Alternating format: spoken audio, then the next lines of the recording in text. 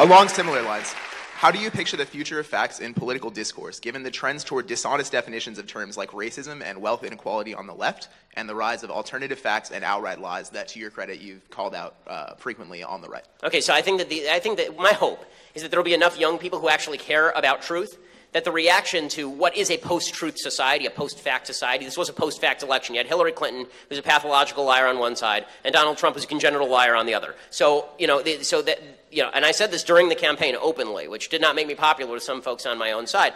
I think that there will be a reaction where people demand the truth from their leaders, or we can just hunker down in our various bubbles, and people on the right will believe what people on the right want to believe, and people on the left will believe what people on the left want to believe, and we'll never be able to talk with each other.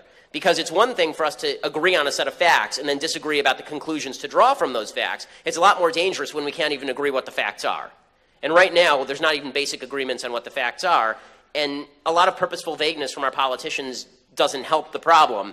And opportunism in political discourse doesn't help the problem. Just a quick example, and then we'll move. And that is, to take an example, Donald Trump over the weekend on Friday night, he said that his exact wording was something like, there was something terrible happened in Sweden last night. Sweden has been inundated with immigrants, and that's really done terrible things for crime. It's not an exact quote, obviously. It's a paraphrase.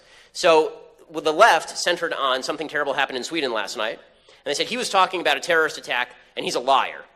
And the right centered, and then the left went one step, okay, so he shouldn't have made a reference like that because it wasn't clear what he was referring to. That's true. Then the left went one step further, and they said there's no problem in Sweden.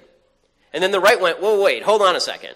There is a problem in Sweden, and he's totally right about the second half of that statement. So instead of people holding these two thoughts simultaneously in their mind, that Trump shouldn't have said something happened in Sweden last night, and also there's problems in Sweden, the right goes, there's problems in Sweden, and the left goes, there was no terrorist attack in Sweden, nothing's happening in Sweden. And this is how you end up with the two sides screaming at each other like banshees and nothing actually getting done. Thank you.